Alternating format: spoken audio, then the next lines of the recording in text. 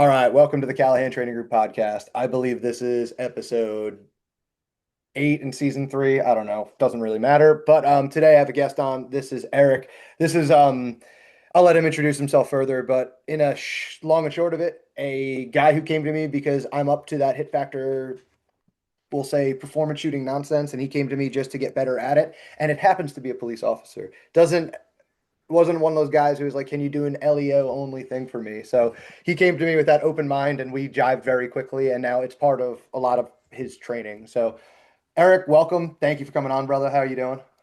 Dude, thank you. Thank you for having me. Just waiting for the snow to melt here in Pennsylvania, like yourself. Oh, tell me about it, man. Tell me about it. Yeah, I'm with you. I'm with you. Well, I I'll think let you ev introduce yourself formally because I don't want to say any titles or anything incorrectly because I'm a moron when it comes to that. all good. So, my name's Erik Eltz. I was a police officer for 21 years. I did 20 in the city of Newburgh in New York.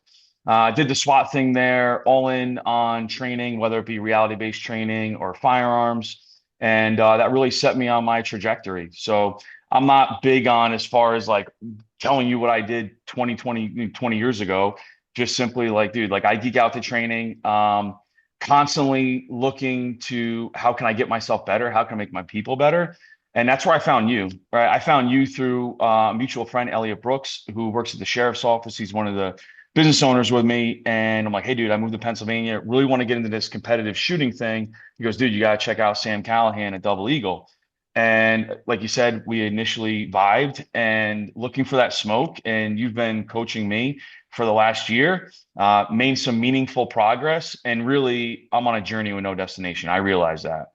And being around like-minded people there, whether they're LEO or not, didn't matter to me. I actually went to a major in January with Drew, who I met at your range, Yep. right? Just a good dude, runs the gun hard. Yep. And we vibed out like, hey, man, we're going to Florida. Do you want to come with? He said, yeah. So, good shooting. I don't care what you do for a living. I want to be around you. If you have something that can make me and the cops that I train better, I'm all in. Now it's funny because right there, it's like anybody who knows me, listens to me at all is like, oh, that's why they get along. Because I think it might have been last night. I was talking to a buddy of mine who works down for Deptford SWAT about that exact statement you said. It's like I'm not one to just talk about my resume and everything. And we were talking about that because it doesn't matter who or what we were chatting about, but it was one of those, man, we're very aware that training changes deeply every year. And while it might be hard to quantify in a general sense, it changes so deeply that if you're just talking about your resume and your resume is more than 2, 3, 4 years old, you might be standing atop old bodies. You might be start standing upon old benchmarks. So like, what is the quantifiable thing is the real question. Like, how do you quantify that? And then that kind of enters you from Elliot, from all the other police officers that have kind of come sniffing around the like, all right, let's get into this whole training thing. Let's get into this performance thing. And the crossover, you kind of mentioned Drew, myself. We're using duty gear, man. Like we're using Glocks. Like we're just using what's out there. We're not using anything special. So it's fun because like you look around, what's the benchmark? I think the highest benchmark out there is USPSA. I mean, as far as performance on demand shooting, just like Yeah. quantifying it like going to the gym or a sport, right? You don't get better by being around people that aren't as good as you. And I think that's one of the beautiful things about USPSA and how it relates to LE work is that you don't get do-overs in a gunfight. You don't get do-overs on a stage. It's like, what can you do right here, right now? And for me, like I'm just enamored with the competitive vibe that you get at a USPSA match. And everyone's super humble and decent. Like I haven't Yes. really seen any toxicity. And I've been obviously with Yes. you. I've shot a DCPA, shot at Artemis with Sammy Soleil. Yep. Like there's no toxicity. It's just dudes that are just trying to be the best version of themselves. And who's setting that benchmark? It could be the GM that day. It could be an M class dude that day. And Yep. we've all seen that. Yep. And it's the beauty. It's all even. Like when you step into the shooting area, it's even for everyone. Boom. And that's one of the things I love about it. Yeah. So I love that. It's like it's just a benchmark. It's a high fair benchmark for everybody. And I say fair because it's like it's not easy. It's one of my big things. It's very simple it's very definable, but it's not easy. And that's like the fun part of the game. The game becomes like, well, like anything, you want to be around better shooters. Like if you're ever training in the gym, you don't want to be the strongest guy in that gym. I've made that comment to a couple of people where like, look, if you're looking to be competitive, you don't want to be the strongest guy in a gym. You don't want to be the fastest guy there. You want to be amongst guys who are savages and can do better than you. And if you really can't find someone better than you, you're not looking hard enough, or you better be winning championships, you know? And like that's where you could start to quantify things. That's where the thing, Yep. the quantify the benchmark, the yeah, I want everybody to make A class. I want guys who teach to make M class, things like that. I think it's just a quantifiable good thing. But you said something in there, the whole cold on demand skill set. Like, hey, every benchmark we do is all based off of the ability to just come out and just, all right, load and make ready. I didn't practice this today. I have to do it once and I don't get a do-over. Well, I mean, you ever have a fight go wrong that you can do over? Like I don't know of one. I'm not an LEO, but I'm also not a dummy. No doubt. And I would say too, like I've seen a lot of things that translate from the game in Ellie, right? Like we can agree, and you've said this multiple times, not everything translates. Just like jiu-jitsu, Yep. not everything translates to what Yep. you're going to use on the street. That being said, it's your job as an Ellie instructor to take out what's applicable and focus on that. Yep. That's it. There's certain things that happen within the game. It's like, I'm not going to need that in practical application. No big deal. Then Boom. disregard it. And Boom. you're training. Like Yep. guys, you hear across, LE a lot. They don't want to be humbled on the range by someone that doesn't carry a gun for a living. Like that's A. And it's because they're letting their ego get in the way. Hmm. So just put your ego to the side and you're going to learn something. You're going to learn essentially you and how efficient you can be. And you're going to learn how you can drive the training. Yep. Like I wish, and again, I'm sure we're going to talk about a bunch of stuff today. Like I wish someone at the academy level got me excited about USPSA or PCSL, like Yes. something. Yes. I would be much further along than I am Hmm. right now. So I find that And like that whole gamesmanship, sportsmanship side of it is like it's part of my training. It's part of my classes. I talk about it that like free play in a defined sense. So I played lacrosse, so I always mention it for like a sports sense is like, yeah, I learned just as much, if not more, going and quote unquote playing the game with my buddies at like a scrimmage than I would under real. And like you need the ability to go and play these games, and it translates. It does translate to the real game in my sense. In your sense, it's like jujitsu being able to translate to you're able to handle yourself. Are you going to pull guard on the street? No. But if you end up under somebody, you know how I could probably get on top of them and then utilize some other tools and stuff. So it becomes the same crossover. Like I like that jujitsu analogy because I say this to cops who are resistant, and you're not one of them. I know you. I mean, you were the one who seeked out this stuff. So I'm like, I love these guys. The analogy I make is like, all right, there's a big dude on the street, and you guys know you might have to go hands on, and you turn around, and there's two officers standing there. One of them's a 25-year-old or a 25-year vet who talks about his resume a lot, and the other guy is a black belt in jujitsu. Which one are you going to go if you have to go hands on with this guy? You're probably going to pick the guy who's a black belt in jujitsu. Like, shit might go bad. Like, well, jujitsu is just a game. Like, why would you pick that guy? Because he's stress tested. He's been there. He could utilize those things possible instead of reaching back on old stuff and pulling out a billy club or some stupid thing from 25 years ago. You know what I mean? Like, it's a different game now. So I say the same thing about shooting. Like, I have a bunch of SWAT guys I teach, and would you rather a guy who's been shooting for 18 years on the flat range behind you, or would you rather a GM who you run through some drills and they're like, oh, I'd rather GM all day long. And that's kind of like why we're here today talking. It's like it's an interesting thing where what we start to look at is what we do is just a subconscious skill set, which leaves more room for my fancy word for it is you could increase your administrative load the more your skill set, on-demand skill set, shooting skill set is lowered. So in like the gamer sense, it's easier to remember a stage plan. It's easier to hit a stomp pad, pick up a thing, and take it with you and shoot strong hand only. If all the skills are strong hand, you could do the admin load. But hey, for you guys, I don't think that's a problem. Like, yeah, it's just basic hard skills, right? So if I have to occupy my bandwidth to just drawing the gun, shooting the gun, then that's less I can occupy with solving problems on the street. It's that simple, boom. right? And for the instructors that are like, oh, well, cardboard doesn't shoot back, stop it. Like, stop it right now.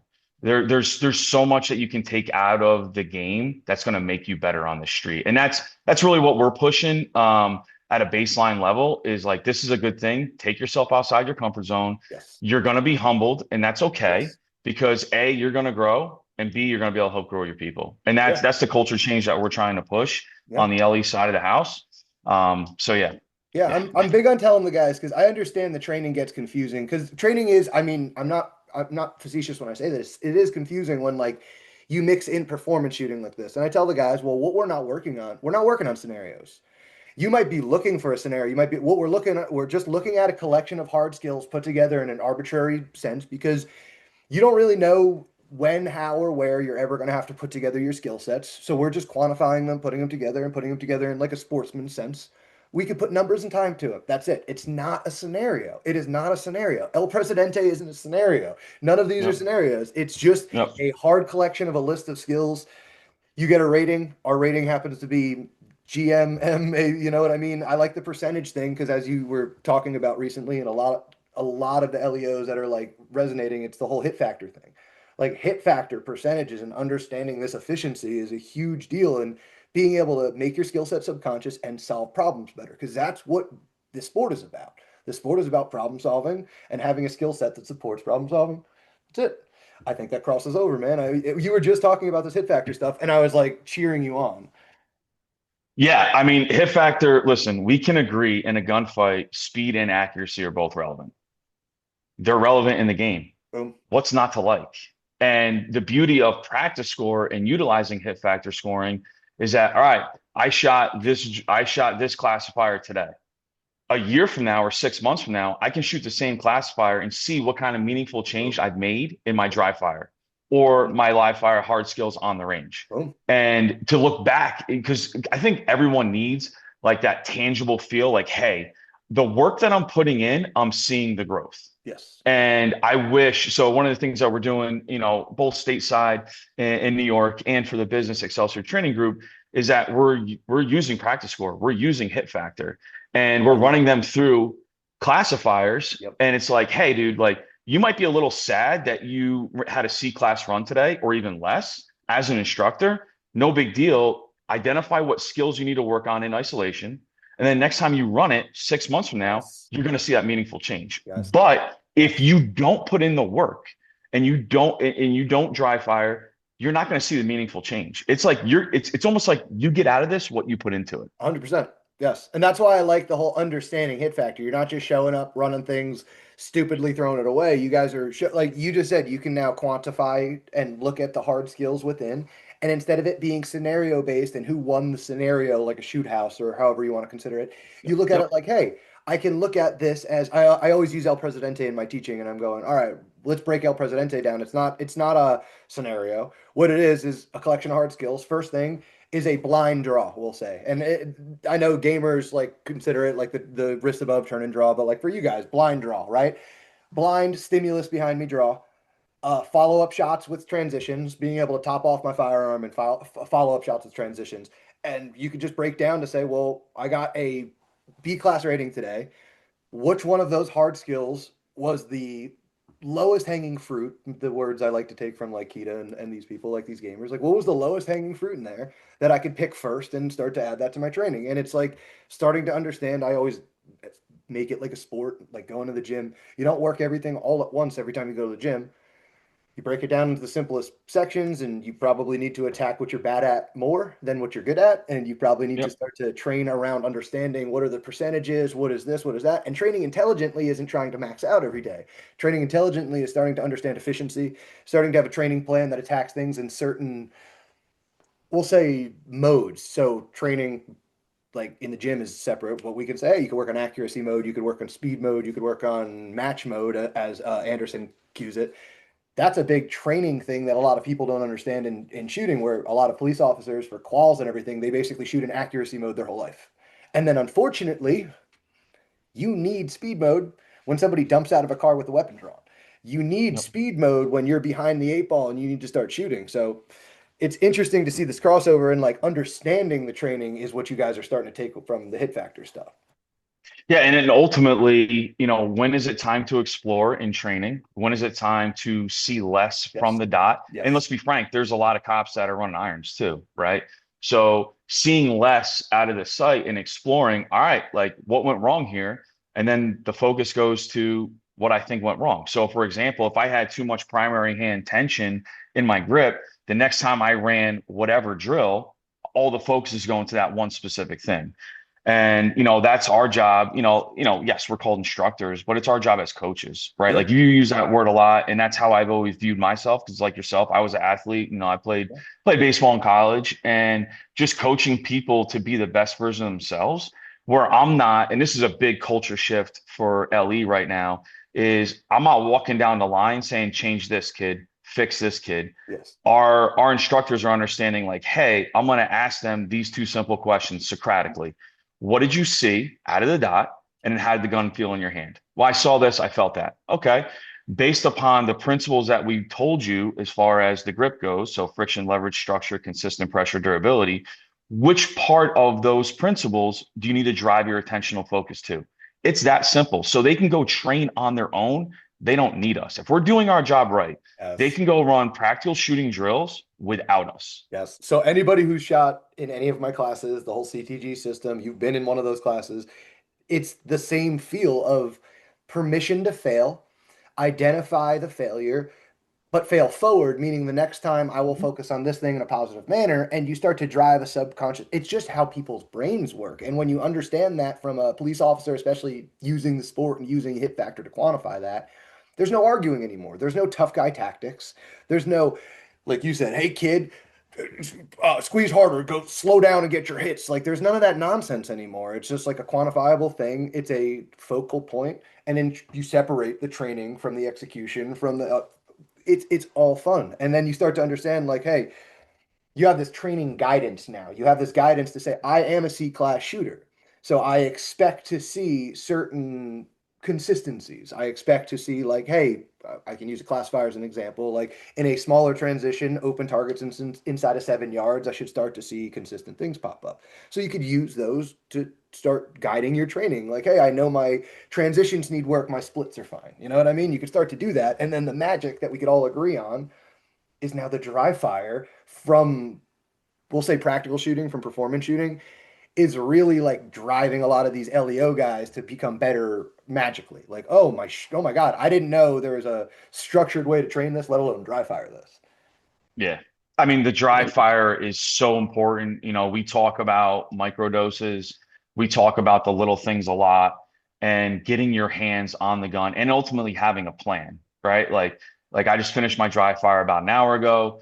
Like, what specifically was I working on, right? So vision is obviously a staple. I've been having a little bit of an issue, and again, like I'm not, you know me, I'm very honest. Like I've been having a problem with the last target in array pulling off too early, right? Yes. So putting that focus in dry Mhm. fire, and then when I live fire, it's like, all right, like I'm starting to see this meaningful change that Yes. the eyes should be snapping off, but there's not snapping off until I've gotten permission for the eyes to snap Yes. off. Yes. And I love that because you're like, you could see it in live fire, and then you're like, all right, I know exactly how to isolate this in dry fire. I'm going to just start to call that shot. I'm going to start pressing that trigger on the final shot on the array, move out. Us Glock guys, you throw a dry fire mag in there. You don't even need to get that crazy anymore, though. One of the things that I've mentioned in like a previous video is my say dot drill is now you're just going to be like, all right, I'm going to make sure that on the final target on this array, even if I'm not squeezing the trigger, you're just going to say dot 2 times on the final Mhm. T, on the final dot, dot, dot. Now I have permission to move, and you're just training with the right cues. And now I know I can isolate that little thing. And if transitions are my problem, I'll isolate transitions. I don't need to go to the range. And first of all, with no plan. Second of all, then just run doubles all day. Because at some point, you've noticed, we've all noticed, like Yeah. once you get 25 split, the magic is over. It's not that you shouldn't maintain that and you shouldn't train that, but you definitely shouldn't be going to the range without a plan. And your plan shouldn't be doubles as a singular. You're like, all right, I'm going to do doubles as a build my vision and my grip, and then I'm going to start to apply that to the rest of what I'm doing today. I'm going to start to use the metric of what I saw in this drill, and I'm going to apply it to another classifier. So now I have a quantifiable place in the world. I could throw a classifier out there and say, hey, I think this is good, but it's at a B class. What's the thing I can do better? And now here we go. Now you have this guided training, thanks to hit factor, thanks to performance shooting, that otherwise was just kind of like, all right, I'm going to draw, shoot two, reload, shoot two. Like that was the best of the best dry fire like 10 years ago. Like Yeah. that Yeah. was if you were dry firing at all. And now it's like that's silly to do almost at all at this point. You should isolate these things and put it together on the range. It's funny, El Pres, we'll run that at a lot of our courses with the LE guys, and you see super fast splits, and then you see super slow transitions, which doesn't relate to good efficiency. So we have conversations, and like it's funny as a coach, like I see these trends all of the time, and I agree with you. Like, soon as you get sub quarter second splits, like the magic's kind of over, right? And then you're just Focus leaking elsewhere. efficiency over and over and over again. It's like, dude, like I want to see those split times be relatively similar to my transition Yep. times. Like that's what I'm looking for out of the gun when I'm working L press. Yeah. Especially, I And always use like LPRES is this great in between because you could throw a bunch of scenarios in there, sure, but it's like, hey, yeah, if you could split at the LPRES distance, you should probably be able to transition at a similar time. I mean, if you can 18 split, obviously transition in 18 is going to be crazy, but I always use quarter second for that reason. I'm like, all right, so if you can quarter second split, I'd rather you quarter second split and transition than Mhm. drive the quarter splits down and leave a transition at point four. And then the cops start to understand something when I do like to throw a scenario at them every once in a while. I'll challenge them. I go, hey, you ever draw a gun at anybody? And typically, no, most people, but police officers, you ever draw a gun at somebody and you get some yes. Yeah. How do they react? Do they normally stand there or do they typically like to move, right? So you probably don't have time to do a transition to a target, stop the dot, and then rip a bunch of splits, yeah? Right? Mhm. So in El Presidente, I try to really emphasize the first shot on each target be the emphasis. Let the split be the split you deserve, and you start to see those Yeah. times drive down. And then I challenge those guys further. I go, instead of getting good at putting two on a target, then especially my LEO guys, turn, draw, 3-2-1, reload, 3-2-1. And then start to mess those numbers up. They should always equal six. But then you're messing with the guys and you're saying, hey, I'm not trying to go whack, whack, whack, whack, whack, whack. I'm trying to be able to Yep. think that fast. I want you to see that fast. I don't want you to just have a circus trick up and now boom, now you start to add this value from hit factor training into the guys. Like, oh, okay, this makes sense. Yeah. And then the other thing too with that is if guys need added context, like, all right, dude, how about the bad guys just moving? Right? That's Like we're it. not getting invaded by a sleeper cell right now. It's That's just a it. bad guy's move. If they needed That's more it. context, like That's that's always all what I good. tell people. I'm like, look, you're turning and drawing to a single guy who's trying not to get shot at. That's what this is. If you need that context. I am Yep. one of those guys that I always did niche sports. So I'm like, I'm real comfortable just being like, just tell me how to look stupid and I'll get it over with. And like I'll just start moving forward. Some guys need this extra context. And I'm like, all right, fine, here's that extra context. But really, in the end of the day, you just play the game of like, I'm just trying to give you a subconscious skill set, the ability to see and think that fast. And has anybody ever complained that they can see and think that fast? Just like, has anybody ever complained that they're too strong or too fast? Like, Yeah. no, I'd rather use a percentage of the skill set that I need, like from my maximum, than need to max out my skill set every time something goes wrong. Like, Yep. I mean, one of the things you mentioned is like under stress training. And people are like, cardboard doesn't shoot back. I'm like, yeah, you're damn right. But I'm also a little bit nerdy. I'm like, hey, every time I hit a beeper in your ear when you're not ready for it, you get adrenaline and cortisol blasted into your body, whether you would like to or not. I don't know how big of a percentage it is to if somebody's trying to kill you, but I do know that you're training under the same stress that you're going to experience if somebody tries to kill you, like chemically.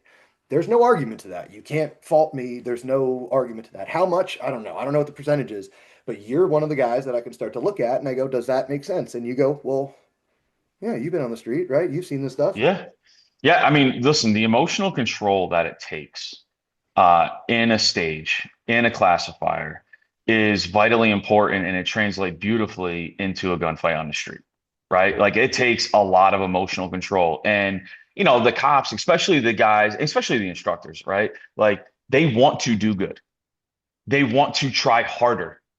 They want to go Yes. fast. Yeah. And I'm like, dude, when speed becomes part of your plan, conscious thought creeps in. It's like, see what you need to see out of the dot and send the rounds. It's literally that simple. It's easy, but excuse me, it's simple. It's just not easy, That's right? it. That's So it. the emotion control, I think, is a great talking point on the LE side of the house and how we manage that stress and how we perform. Mm-hmm. And it's good, valuable reps, and Yep. that's one of the reasons why I love USPSA. Yeah, that's why I love like, hey, okay, the whole stress isn't a big thing. I was like, all right, cool. Well, I'm going to ask you to hold a certain. This is how I walk people into it. El Presidente will be the framework. All right, let's see what your turn and draw is. Let's see what your best turn draw shoot two is, and then like let's just see what a standing looking at the target 2-2 is. Now let's do two reload two, and like let's see what your best is. I'm gonna go. All right. Well, I have this list of things here. So if I do the math here, this El Presidente should take you 4 seconds. First of all, I'm gonna ask you to do that right now. Second of all, if you do it right now, we're going to do it 3 more times and you better be able to do it each time. And then you see this like, oh shit, creep in. And I'm like, yeah, and we're just training, man. That's you and me. That's not anybody Yeah. watching. That's not Hmm. life on the line. Like you see this Hmm. seriousness creep into people, or like when they're looking to earn a patch finally and they're like, all right, what's the patch drill, Sam? And I'm like, well, I have 3 hit factor strings. It's only 2 targets. It's only 7 yards. Simple. Yeah. It's just I've designed it to be so almost unobtainable that it shows people that there's a huge crossover in training that people need to address, and it's just a cold start standard. That's all it is. Cold starts, just being able to cold start hit factor. What can you do performance on demand? Yeah. And that's how it relates, right? Performance on demand, getting out of a police car, performance on demand, stepping into a stage. It's literally that simple. Yep. And you have this growth, and I'm sure you can remember back to the first couple times you competed, and you're like, some people either shy away from it. You're like, oh, that doesn't feel good. Like I didn't put a good, so I'm on practice score. Everyone can see it. This doesn't feel good. I didn't do as good as I thought I was going to do in my brain. Then you have people, and what we're advocating for, dude, lean into it. Like like that's the beautiful part Yep. of this journey is Hmm. that you need to start picking away the things that are going to have the most meaningful Yep. change and just lean into it. Yep. And that's the beauty of training, right? And that's the beauty of competing. For us, like, dude, like you come to one of our courses, everything's on practice score. Like we started using tablets this year. Everything that we ask our students to do, we are doing. We are, like one of our mantras is explain it, give them the context, give them the intent, demonstrate it at a skill level that I expect them to perform it, and then ultimately they're going to practice and imitate it. So, Yes, sir. I think that's holding all of us to the most accountability Yeah. that everyone in the class they can look and see how we performed. There you go. A, B, they can look back and say, all right, I didn't like how I performed on this thing. I'm going to put the work in 6 months later. I'm going to see where I'm at. Boom. And the data that you can get at a practice score and hit factor is just so valuable. That's it. Like, for example, you take a police department and you run them through, let's just say, two reload two from the 7 yard line. Very, very simple. Yep. Nothing earth shattering here. Open target, nothing difficult. You see, hey, listen, I look at the data, first draw, like the draw to first shot time, that might not be where we're at. The reload time, that might not be where we want it to be. So, like, if we're not quantifying that and putting that data out there, how do we know if we're making the meaningful change? Hmm. And it's literally that simple. Boom. And it's just a lot of guys are like, no, what if I have a bad demo? Okay, then either you have to work harder Yeah. or like you just have to redo the demo. Yeah. It's that simple. Either Like explain no what matter, happened and prove that you're worth the coach yourself into a better next demo. It's funny you no said doubt. that because, like, I think it might have been 1 week ago tomorrow. I ate shit demoing a stage. It was a classifier, and I straight up not tripped. I fell straight on my face on the outdoor range and like skid and had to get up and finish the stage. And like, hey man, it went wrong. I still shot. Everything went fine. And like, my big thing was like, well, I can't quit, number one, and number two, I can't blow the next couple of shots. So like execute it, talk to everybody about, hey, that sucks, but hey, what went wrong here? What can you learn from it? By the way, Yep. the stage you don't get to stop if you fall. I maintained Mhm. my safety. I made the next alphas count. Like you kind of learn from things. Don't be, I mean, what's the Mike Tyson thing? You got a stage plan until you get punched in the face, right? So And then I true. just said, I was like, all right, well, I'll shut the fuck up and I'm just going to do this again cold right now. But the thing I showed everybody, and I have this all in film, it's just a boring long form, was my first 6 shots before I fell, before 8 and 10. It was 340 something to that. I remember it right now. It was 348 to that 6 shot. The draw was like 109. And I was like, all right, class, if I do my job, that will be exactly the same. I won't fall, so that time will be less. And then those final 4 shots will be exactly the same. And what do you know? When I ran the next one, it was 349.01 slower than my previous one. The shots were the same. Everything was the same. The final shots were the same. And all I did is just not fall. So it's like, hey, there's a learning lesson in there. Fail in front of your students. Like, be willing to fail because that's what we're saying. We're training, we're failing forward. That's what we're doing here. We're not in a tactical mode. We're in a training mode. We're in a performance mode. Understanding that isolating these skill sets and making them more and more subconscious is good. Humility is a good thing. Something I like about Yeah. hit factor and or I'm sorry, practice score is accountability and transparency. And I don't mean transparency like we're exposing anybody. I mean accountability for like what you're doing, how you're doing it, and being able to look and see where everybody else is at and know and like be able to jump in there and be like, all right, where's my draw at in comparison to the rest of my squad, right? Nobody cares about your little six-man private match that the LEO guys were doing, except you want to jump in and be like, why did Elliot get me on that stage? Why did I get Elliot on that stage? And you Hmm. start to quantify those little stupid things. Helps. It does. It helps. If you've coached long enough, if you've instructed long enough, you're gonna have a bad demo. You just Yeah. fix it. Yeah. It's all good. It's like you're human, no big deal. Like you own it and you fix it. Boom. That's it. And it's That's also like simple. that's good training. It's good. It's like, hey, do you want to believe in my system? Things go wrong. People are people. This is how to fix it. This is how to do it immediately right now. Watch. And That's I'm sure that there's a conversation to be had within the speed of control element, right? Like yeah, your speed of control, part of what goes into it for us is your environment. yeah. So I can move a lot more efficiently on dry blacktop than if I was on slippery ice, So gravel, it's funny. The etc. lesson I told them, I was like, look, I must have been getting away with big steps here for a while. If you try a big step at Cardinal Center, you're wiping out hard. And all the gamers are shaking their head they're hitting their forehead on their keyboard right now. That's how hard they're shaking their head. You will wipe out if you try to take big steps on most of those stages. So, like, yeah, it got away with it. And it's a lesson. I was like, hey guys, so this next stage, you know what my change will be?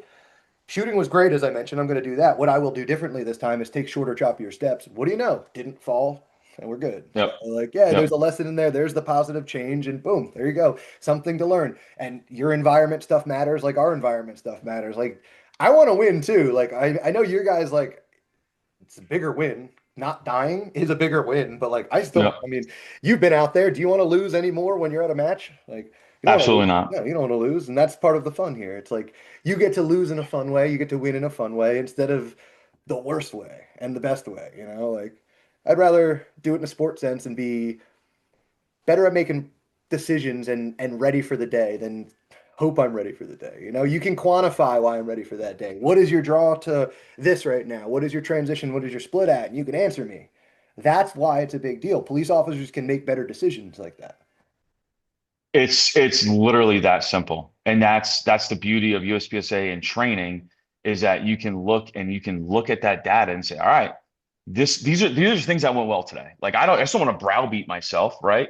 Like, all right, these three things I did pretty good. Boom, boom, boom. These Yep. three things I need to clean up. And then the dry fire will be focused on the three things I want to clean up. Simple. Rinse and repeat over Yeah. and over and over Yeah. again. And then I kind of I make this point with a lot of my police officers. Like there's this crossover that if you didn't know, you wouldn't be able to do. Things like the visual stuff you do, like picking tiny spots instead of looking at people. Like if you didn't know that, you just look at the center of somebody. And I joke, hey, with all of my police officers now, you know something's going to go wrong. Are you looking politely in their pupils anymore, or are you probably looking at where you should program that sight going to if God forbid you need to, right? And now, Yep. if you didn't know what programming was, how the hell would you even think about that? How would you take your percentages down to a 30% miss rate, like scientifically and visually? That is not anything to be argued with. Like, I don't know another way to have proven that.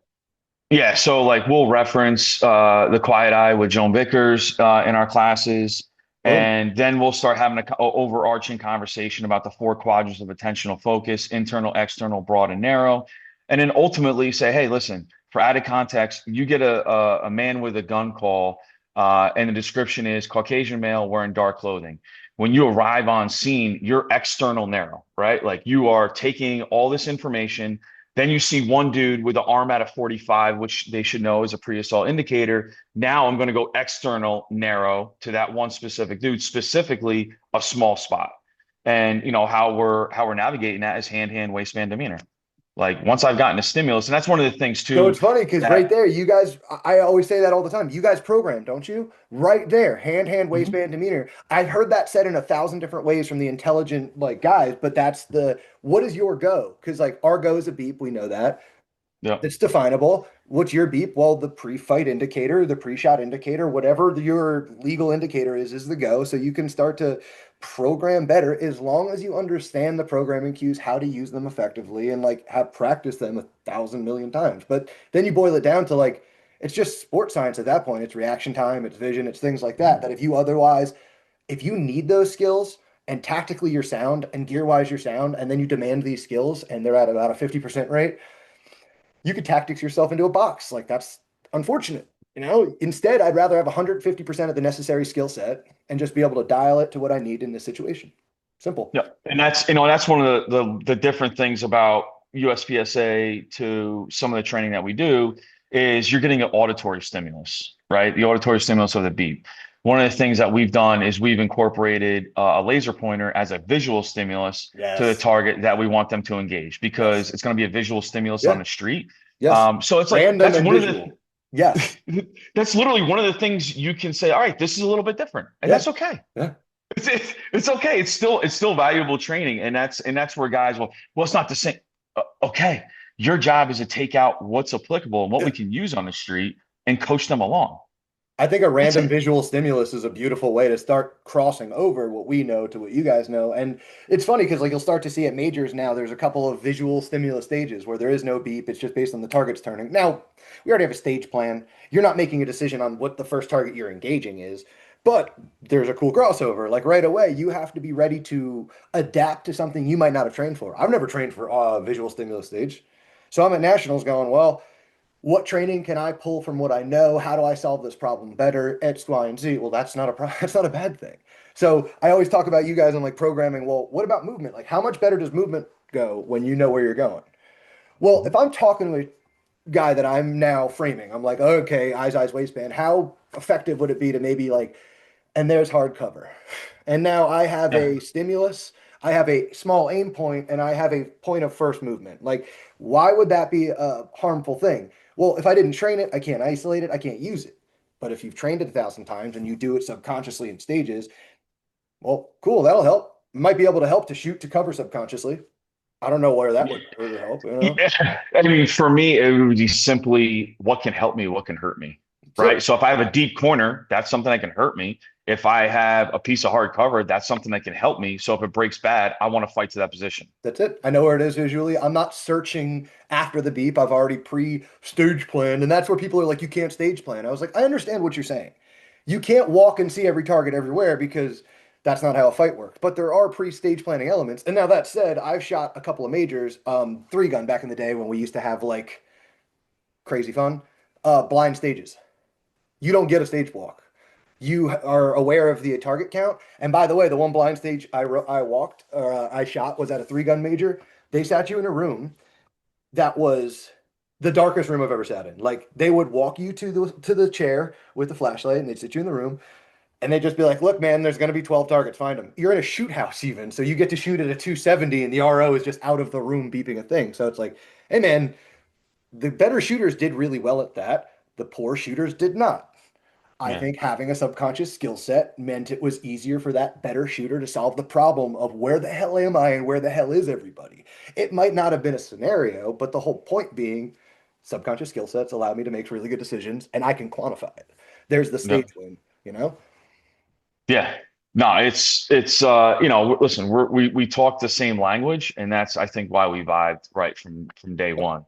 Boom. And you said a lot of things, maybe a little bit differently in how I would say them, but it was literally the same message. But that's the point of all this is I joke, I'm like, look, man, this isn't scripture, it's not Bible. Like the whole point is you take what you can use and we're all climbing the same mountain, we're just on different sides of it. So like, hey, you might be able to just hear me around the bend. Some people might be on the other side of the mountain and want nothing to hear me. It's fine. But that's kind of the fun part about this. We're all looking to get better. We're all looking to increase our quantifiable skills. And you mentioned something. You were down in Florida with Drew. Now, Yep. how much different is it shooting a major?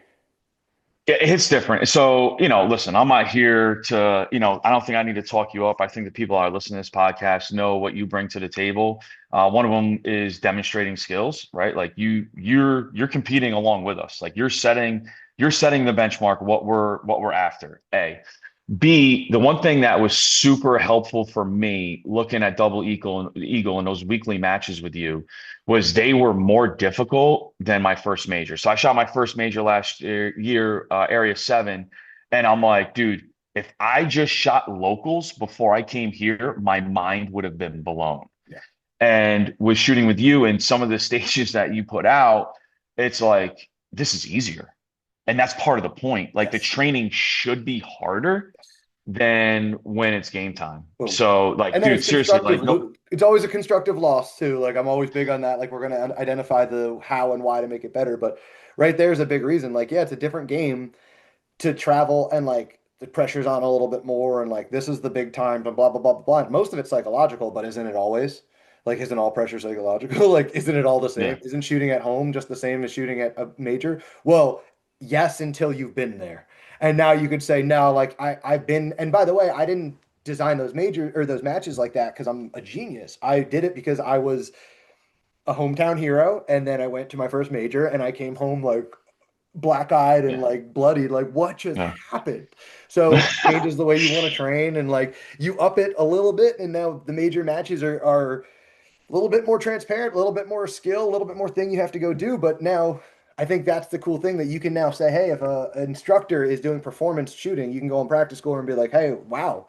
Yeah, if they're shooting, in my opinion, above a 75%, they're a great shooter. They're a great shooter, like mathematically and quantifiably. They're a great shooter out on the floor, especially at a major. If you're doing that on a major, you're a great shooter. Now, if you obviously vet your instructors and like if you want to get a top tier instructor, be looking for a GM. But if somebody can hold a 70, 80, 90% at major matches, like that's awesome, especially if I can't. That's the other big thing is I take 4 classes a year.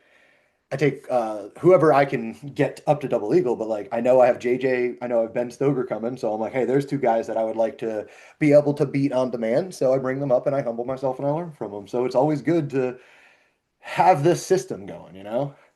And open yourself up to that, right? Yes. Like I think that's a big talking point where a lot of people don't want to open themselves up to, hey, maybe I'm not going to shoot 100% today. Yeah. It's part of the point. That's the Like point, literally. Yeah. you have people that you want to be around that are going to push you. Same thing for us. And Yeah. that's why I sought you out because I wanted to smoke. I wanted to learn. I wanted Yeah. to figure out where I was having these big efficiency leaks. Like we don't like for my say we with us at ETG, we try to stay away from never, always, fast and slow. Those are 4 words we typically try to stay away Yep. from. And when I'm looking at these efficiency leaks, you're not going to figure them out if you're not seeking USPSA or some kind of Yeah. smoke. Yes. You're not. Yeah. So like I know like when you shoot at Artemis, it was funny. I was joking with Sammy, who we're friendly with in Mhm. common. I was joking with Sam. I'm like, dude, this time last year, when you look at all the people that were here, pretty much the same people, you look at what their classifications were versus they are this year. Dude, We're- everyone's pushing themselves Yep. and like a local match. So it was literally a practice match on a Tuesday at Artemis. You Really. had a GM, you had 4 M's, and I can't tell you how many A class dudes. Yeah. Dude, And it's like Area everyone's 8, like yeah, Area 8 and 7, it's because of our population, how dense it is. I understand, blah, blah, blah. It's not like a magical thing, but like there is smoke here, man. If you go to any local match, you're now talking at a local indoor Tuesday afternoon match. You're like, damn, dude, like there's no easy anything anymore. And it's the greatest thing for your training. Like the best thing is you can't let off the gas when you're coming out to perform. You have to be able to do it. And now consistently, like you don't want to win a stage and then bomb the next 4. Like that doesn't feel good either. yeah, ask me how I know, right? So We've all been there. consistency was one of the things that going into 2026 was a huge point of emphasis for me. It Yes. wasn't like, all right, I don't want to shoot 90% of whoever on this stage and then have a bunch of 60s. Like, how about I just shoot in the 80s across the board Mm, where I can feel good about it? And that was one of the things that, in 2026 was a goal of mine. It's like, hey, yeah. let's just shoot 6 consistent stages Boom. instead of bombing 2 or 3, having a mediocre one, and then crushing one. Yeah. So And yeah, then, by the way, isolating success is a big thing too, because like not having success in little doses and being able to understand, like I identify this is what success is. I did it multiple times. Now you've added that to your like toolbox. You're not hoping you win this stage or hit a 60% on the stage if it's a gunfight. You know what skills to access, how and why. And it, again, more subconscious, allows me to make better decisions and blah, blah, blah, blah, blah. And it's like, well, that's the whole point of all this is like, I never got into USPSA shooting to be like, that's the sports. I actually was a three gunner first. We got like pushed to USPSA. That's the best way to put it. And like there was no better shooters out there, so I stuck with them. Like if there was another sport out there, if there was another quantifiable way, I would have gone that way. I'm not like a shill for USPSA. I just want to be the best shooter ever. And by the way, I happen to shoot Glock, so it's fun that I get to cross over to you guys. So it's like I'm not out here shooting some fancy gun. Nothing against it. Like shoot your gun, shoot whatever fits you. But I'm sitting here literally I'm dry firing because I'm shooting the Gen 6 a bunch right now. So I'm just like been walking around the house with it. It's a stock gun with a literally a wrap of grip tape around it. That's all it is. Just a Yep. stock gun. It's exactly what I have a couple of people that I teach, the Gen 5 version anyway, but like that's what they're issued. It was 17 with a dot on it. Love it. I run a 47. I run a 17, 47 47. from retention when I Boom. compete. Boom. And, we've had a lot of conversations amongst our cadre. And, my perspective is like, do I feel like zero retention is going to help me a little bit? Yeah, maybe. But when I'm teaching and I'm training cops, I can't run that. Yeah. So it's like, if I'm going to put the work in, like, I'm just going to put the work in with the From your ALS duty gear. and Yep. be done with it, Yeah. right? Be done with And it. And you'll especially because see. like you're not fighting bad gear either. I think the ALS and I when I shot three gun, we had to do a lot of retention. So it was the ALS and the GLS. So I'm very familiar with them. I got to the point where it didn't bother me much in my draw. I was aware that I can gain like a 10th, 15th of a second, not through effort, just from like one or two mechanical things that you don't Mhm. have to do. It's just the way it is. But it didn't really kill my performance per se, right? So I have that opinion too. And I have this whole thing now where like, look, I don't want to I shoot the Ghost, the Hydra rig. It's pretty affordable, but like you don't need to go out and grab it just because like you want to look like the other competition guys. I have this other funny thing that I tell people like it's easier to learn to do race car things in a race car. So like if something from your rig is bothering you, maybe it will help, but the other side of the thing pops up where like you can now address gear deficiencies or training deficiencies based on I now have a quantifiable time to like say like hey this mag pouch isn't working for me. This holster placement or angle is not working for me. You can start to make better decisions based on that and either learn from the race gear or use the race attitude to better tune your own gear, which I think is great. I don't think there's ever a problem there. But now, one of the fights I'm going to try to fight, and I promise that this is going to be one of the fights I'm going to fight in 2026. I want, like, I know Hunter is pushing for the AIWB, we'll say category. So if you shoot carry optics, you could drop down and be like, hey, I'm shooting from the waistband, and that's like a separate competitive category. I want to make a push for, we'll say a duty gear category, like I don't know how else to put it, but start to say you have to shoot a level two retention holster. There can't be a drop down. I don't know how else to like make the rules such that it would really like make everybody happy, which you'll never do. But you start to, I want that to, for you guys, so that from your side of things, like it's less of a pull into like come to this match, sign up for carry optics, sign up for LEO, duty gear, and that's all we worry about. Screw Yeah, everybody else. That's who you're going to go talk to. That's who you're going to go fight. And you know that you know as well as I do, you end up making friends with anybody. It doesn't matter. You just need no to get doubt. them there. But if I can say, hey, you don't have to fight the Shadow 2 guy with the Ben Stoker drop down and all the fancy. Blah, blah, blah, blah, blah, blah. If you're worried about that guy, screw it. Drop down. We got this category for you. Come out. I think that's going to be a big thing I want to push for you guys. I think it'll help expand the sport greatly too, because now there's no requirements or LEOs to join us. It's just like, hey, dude, just click. What you're issued, just bring that, right? That's Like I have so many other things I'm working on. The 0.15, 0.10 that I might be leaking on adding a step. That's I got bigger issues right now. Yep. Like Yeah, I'm you could make not, it up so many more places, right? Like that's always the no thing. doubt. And the thing is, it's cool. Like if you can get everything else out and you're only addressing that, fuck yeah, like start like that's awesome. But it does force you to start to focus on a lot of the shooting and the efficiency a lot more. I did this whole last season, the end of the last season in appendix. Sorry, my kids just came home. So what's up, Ryan? But like I did the whole thing from appendix. And what it taught me was like, all right, so you can't focus on my point 0.8 draw that I have because I can out of my pocket rip a point 0.8 and hold alphas.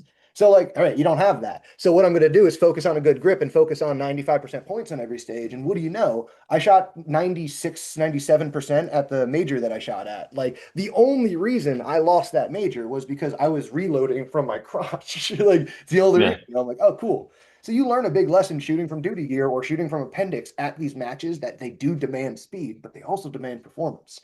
And if I can stay focused on 95% points at my highest capacity, you learn a lot, man. You learn Yeah. a lot. No doubt. And I mean, one thing that I wanted to bring up, because I know we're probably closing down on our hour, is trigger control at speed or jerk to trigger drill. Boom. And, because I think there might be a couple cops that are listening to this that, the first step towards USPSA is the hardest step. Like that's like literally just going there. Like you Yeah. hear Jocko talk about it when it comes to jiu-jitsu. Like the first step is the hardest step. Yep. I know And it's jujitsu. he, I taught CrossFit, and I'll say it for USPSA just want to add this. You're never going, like people say, I'll get ready and I'll come. You'll be ready at your second match. So preparation is the first match is a part of it. Like it is. no doubt, like the first step's the hardest step, right? A. B, trigger control of speed. If cops are listening to this and like, hey, I don't know if I can part the timeout to go to a USPSA match, come double eagle, even though we're doing two all E, all LE, all classifier matches, March 26th and April 7th, Yes, sir. is trigger control of speed. If you're looking for a practical shooting drill that is going to be potentially completely different than you ever been trained. For example, I remember vividly as a young kid, as a recruit in the academy, slow down and get your hits. And then I get dumped into my first gunfight and I'm pulling the trigger as fast as I can. I don't like Oh, we just lost your audio. it at Yes, you're all. good. You're good. You're back. Good. Yes. All right. You said you were in your So first gunfight and it pretty much cut. yeah, so I literally was pulling the trigger at a pace that I have never pulled the trigger before in my Yes. entire law enforcement career. Yes. What training mode, like RB reality based training, never pulled it at that pace. Yes. And it was funny, years later, I get exposed to trigger control at speed. And Yep. literally the intent of the drill is to pull the trigger as fast as you can without disturbing the sighting system. And then ultimately come up with a hypothesis of what's going wrong on the grip side of the house. If a cop's listening to this podcast and you're like, hey, dude, where do I start? Trigger control of speed should be where you start.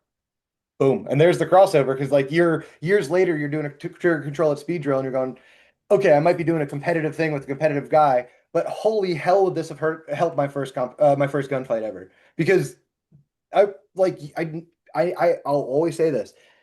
The quals and all the training never prepare you for the stimulus you're going to be required to shoot. Maybe the accuracy, but never the stimulus, never the speed.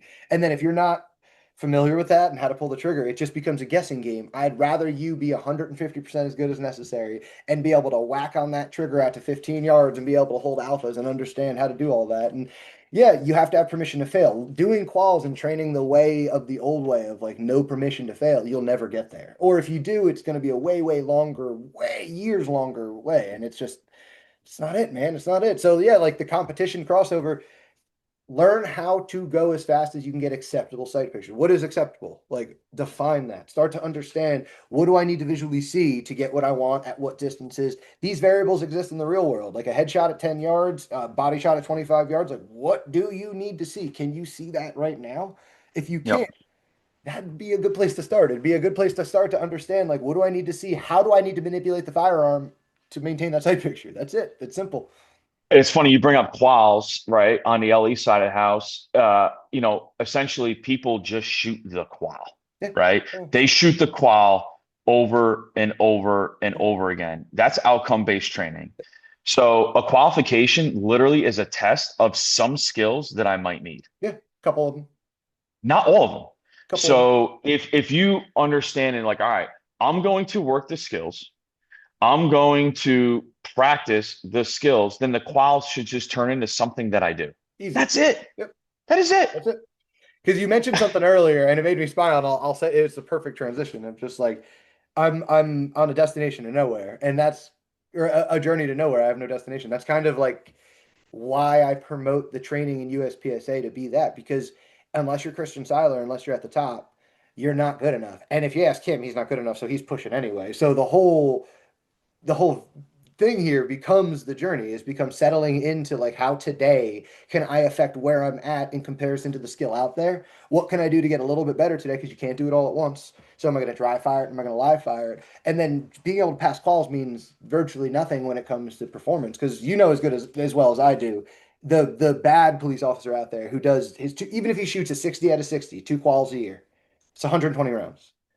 I think I did that as a warm up in 20-degree weather yesterday before I shot another 400 like yesterday. So I Yeah. don't understand like how these people are shooting 120 rounds a year and then they retire in 25 and then they want to say, well, man, 25 years of training, but 25 times 120 is not my spring. It's not even my April. Like it's ridiculous. So it's like, yeah, you start to realize that whole just settle into the training. The training's the way. Sitting under your resume is not the way. And you guys are the perfect example. You're 21 years in. You've seen it. You've seen it all. You're the perfect example of somebody who could sit down and just be like, bah, done it. I'm just going to collect my thing and just do my training group and say all the keywords for YouTube. No. Yeah. I mean, listen, the cops, they need to wrap their head around that the job is not going to provide you all the ammo, training, equipment that you're ever going to need. And if you want to be a professional, then you're going to have to put in your own work and you're going to have to buy some of your own stuff. Yeah. That's how this goes. And that's just Yeah. a like an overarching culture conversation where it's like, Agreed. guys, your job as instructors is to get the people underneath you that you're coaching Yes. excited about shooting, Boom. and they're going to have to That's it. invest in themselves. I'm not saying you have to buy all new stuff, but like we say, hey, listen, I would rather see you invest in 5,000 rounds of ammunition this year and go and use that in a couple matches Yes. rather than spend your money on God knows what. Yeah. So And it's not, then the newest night vision or whatever, or like whatever new yeah, fucking can that's out there. Because like if you got your stuff under wraps, go ahead and buy gear. I'm not any one of those guys, but you just said it. It's like, hey, look, the department's not going to provide you anything. You as let's just say an 18-year-old, 21-year-old who just made it, like they don't care about your fitness either. They're not feeding you well. They're not providing you anything in any guidance in life, but you somehow find your way to the gym. You somehow do this. Like, I work with Rob, the assets only, Rob Lindsay. And yep, like, yeah, like it's yep, the same thing. It's like you invest in yourself. It's something you got to do every day. And that's where you build the culture around it, and making it fun is part of it. I mean, like you can't make it miserable. This is all built around identifying failures, but making it a positive change forward. Dude, USPSA is a great way to do that with shooting. Lifting is a great way to do that. Fail lifts. Is it ever a bad thing to fail lift? No, it's a great thing. You now know where you need to yep, work on, Like same thing with jujitsu. Go get choked out, bro. Like first of all for your psyche and for your mental, but like physically go learn how to deal with that kind of stuff. Go get choked out. Like it's good for yeah. you. Dude, I mean, you bring up Rob. Like I met Rob at your range last year in March, and obviously he's like, "Hey, you on the job?" Like, "Yeah, I'm on the job." And we start chatting. And at that match, at that practice match, it wasn't like Erik against Rob. It was just two dudes on their own journey trying to get better. Yep. So we vibed right from the beginning, where it's like, hey, like taking pride in being a professional, Yep. and taking pride in being a professional isn't just shooting, right? Like it is staying physically fit. Like that is a Mhm. thing. Yeah. And that should just be part of your process. So Accountability yeah, and self-discipline, man. Dry fire isn't going to happen by itself either. So, like, it's all the same to me. yeah, listen, dry fire can be boring. Dry firing can be monotonous. You just make it part of your process, part of your day. Yep. That's it. Yep. It's like you go to the gym for however long, hour, 2 hours, hour and a half, and then 15 minutes is set aside for dry fire. So, And on the LE side house, one of the things that we're telling dudes is like, hey, as a coach, why not set something up that they can do this in shift? yeah. Like I worked at a really busy urban department, and at that urban department, you can figure out 5 to 10 minutes to get your hand on the gun and work some in shift homework. It's that simple. It's the instructor or the coach's job to facilitate that. Yeah. It's like, all right, dude, like you've been working these 5 things for this week. Next week, we're going to work these 5 things. Yeah. I mean, the That's it. best thing for a guy to warm up for going out on patrol would be dry fire before he left. Like, that would be an awesome SOP to have written in. Just be like, hey, and here's the thing. Today we work on this. Today we work on this. Today we work on this. So you're going to come in. You're going to go over there. You're going to go to the eat. Like, we have dry fire mags, whatever. You have a dummy thing. So there's no dumb things happening. You're like, hey, for 5 minutes before you go out on patrol, warm up, baby. That's it. Get those eyes, get the vision working, get the mental working. And now that you're sharp, have a good day. And that's just Yep. gonna be normal to people too. It's just a good thing. I mean, I don't ever find that it's never gonna hurt. That's my big thing. It's never gonna hurt. Can you imagine as a new police officer walking into a training culture where the in-shift homework was just what you do and you don't know any different? So then when those young cops become administrators, like, no, I saw lots of value in this. This helped me on the range. Oh, this is just part of what we do. This Yeah, is this is the culture that we're providing. it's So PT is normal. part of that, right? If you're on a SWAT team, like I was on a SWAT team for, I don't know, it was almost 13 years. Like this is what we do. This is part of our training culture. And dry fire should be one of those things. Yeah. I think it's a big deal because you could say, like, yeah, SWAT team can just say stay in shape, or I don't know, you can go and buy programming. You know what I mean? You could provide programming to your guys for not that much. And then, by the way, holding each other accountable to numbers and did you work out today and blah, blah, blah, blah, blah. And okay, I woke up. I always joke because I have a buddy who he's a night shifter. So I'll send him the morning shift workout. So I'm like, all right, bitch, I got it done. You better get it done. Here was my time. Here was my weight. Like, you better get it done, you know? And you turn it into fun. You have program. Well, same thing. Like, all right, today's drill was this. I could do it in this amount of time. Can you get it done, man? Like, let's go. And now you got this little dry fire game going on. You can do it in Ace. You could do it on Dry Fire King. You know what I mean? Like, Yeah. you could have a guy walk in and just be like, today's homework is Dry Fire King video number 4. Go hit play. It's over there. Just go listen to the video. Simple. Just go dry It, fire over it, there. literally simple. And you're just talking about, in my opinion, just competition amongst Yeah, like-minded professionals. yeah, that's That's it. it. And it's fun. It's, Like, it's I'm big on it's a big deal to make it fun. It's a big deal to make it, but competition breeds excellence, man. It does. I couldn't agree more. And then you look at one of the things that we were, proposing to our new instructors is why not have a class fire of the month? Pick whatever class Beautiful. fire you want, like an easy one to Beautiful. set up, right? Like be Thrill the Bill, El President, like whatever you want. Beautiful. Class fire of the month, and then you Yeah. post up your hit factor scores. Done Beautiful. over. Yep. You're getting guys excited about shooting and they're competing. Yep. That's the point. Whether they're going to matches or not, like obviously we see the value in that, but like at least expose them to hit Bingo. factor. Yeah. Then That's they it. have to. Because like I actually like that the whole classifier of the month concept because a bunch of classifiers sure don't do. They're dumb, they're stupid, whatever. But how about some of the 25 series? Because there's one Love that it. you start very close to a target, you have to retreat back, and then you have to shoot through a little angle, and then you have to shoot at a close target, far target. All of those skills sound applicable to a police officer. So you could just say, Yep. hey, what we're working on this month, like from an admin standpoint, is like, hey, we're going to work on retreating and shooting, shooting on the move, and then acceleration or deceleration. Boom. Yeah. Well, I have a drill for that. It happens to be 25-02. Here's all the numbers that you want to see them hit. And if we want them to be a patrol officer, we want to see B class scores. If we want to see SWAT eligibility, hey, look, they're pushing A, they're pushing G. You know what I mean? Like you could start to Yep. even say, cool. Like I don't know how all the admin stuff works, so I might be oversimplifying it, but there you go with like numbers, and there's a reason to be doing that. You know, there's a reason to be doing this drill. It includes all the skills we want them working on. Yep. That's let them cook, right? Yeah, The yes, classifier yeah, yeah. stuff. You That's know let them exactly cook. which one. Yeah. And it's funny, when I saw that, when I look at the classifiers, I'm like, behaviorally under opposition, like what's behaviorally compliant? What are you going to do? You're going to have a startle response. You're going to go a step to 3 to the rear. Can you have a conversation that breaking your hips laterally and fighting is something that can help you is a good thing to train as far as attack? Yes, but you have to train that. But when you look at that classifier, it's like, dude, this is what it should Yeah. look like. Yeah. Startle So, response, retreat to cover, shooting on the move, and then an acceleration, deceleration, depending on the way you take it. And then you could, again, you want to jam scenario into that, I'll jam it all day. We could talk about every if, and why. And then the fun yeah, part becomes, because this is where my training that you go, you know this, is then shoot it every which way. Like, fine, mhm, scenario it out. What would be the best way? Now we yeah, can have a conversation about which tactic is best. Well, one yields a much higher hit factor. We could throw in as many variables as you want, but at least you have a number way to argue now. Now there's no longer there's not a missing link in the conversation. You at least have evidence, you know? no doubt. And it's like if you're a coach or if you're an LE guy and you're like, hey, how do I sell this?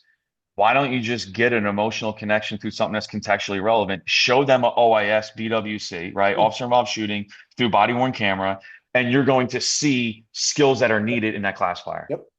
That's Too why I tell easy. people, I'm like, hey man, the retreating bill drill might be one of the best things for an officer in random rearward directions. I mean, it's like one of the things you see more than anything. So it's like, No, yeah, it's start to throw some of those videos together as the instructors because the LEO side of things, like you have a lot more opportunity to have classroom time and like have a lot more of those resources. Use them, man. That's awesome. And then being able to, I even have a video that I've referenced in a previous podcast. I'll send it to you if you don't know what I'm talking about. But there's a it was an Instagram video that was legitimately spliced. It was like somebody on the range doing a 100% saw yeah. it. Yep. And it's Love like it. it's beautiful. It's like the crossover to both skills. Like throw that up there and be like, guys, like wouldn't you like to be good at all these things? Here they are, and here's the way to train them. If you just start them from that early, I mean, it'll just become normal, you know? Yeah, and that's how you get the buy-in, right? For the people who are like, I don't know. You when you show them that video, you're like, Yeah. okay, all And right, then, you now know I what, see the, it. the buy-in that I love, one of the guys, and we'll end it here because I don't want to go much. We hit everything I want to talk about, but I always joke about like, well, you want more buy-in is my buddy loves to pull me in for ops for when I'm shooting like with his SWAT team and all those guys, and I come Yep. in and I say nothing about anything. I come in typically wearing a purple hoodie and like come in kind of joking around, and I'll wear my jorts and Crocs like to the shoot house, and I'll just like take the blue gun that's kind of rusty that doesn't have sights on it, and I'll just go post up.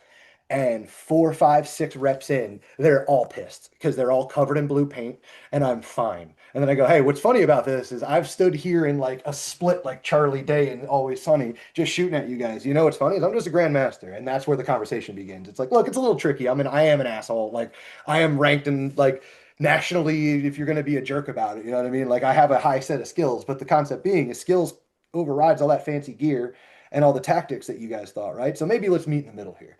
Let me tell you how to do my thing, and then Yep. you go and listen to these guys about how to do tactical things, and then you can roll people over. And then there's guys like what's his name, Matt Pranka out there, who is a grandmaster, who also does all those operator things and has done things overseas and here that can prove that yeah, being a grandmaster sure don't hurt. It certainly does not. Yeah, I mean it's just good skills to have. But yeah, man, thank you for your time here. I know we could chat this all day long. I know you're like me. It's like this is what we do. I love this stuff. So thank I you for get coming on. excited about. I appreciate you. I get excited just being around someone like yourself, just a like-minded professional that's just trying to drive things forward, whether it's on the civilian side or the LE side. And dude, I appreciate you having me on today. Dude, thank you. Thank you very much for the whole you have the wisdom side of things for actually getting shot at and downrange. So it justifies a lot of my training, but I love to hear it from you guys because again, as much as USPSA is great, it's not my main focus. My main focus is getting better, and I want to make sure I'm getting better in the right direction. So Love thank it. you. And Appreciate you. the one thing I always tell everybody at the end of every podcast, anything I do, and not that I have to tell you, but don't forget to dry fire. Have a good one. Thank you guys for listening if you stuck with us. Have a good one.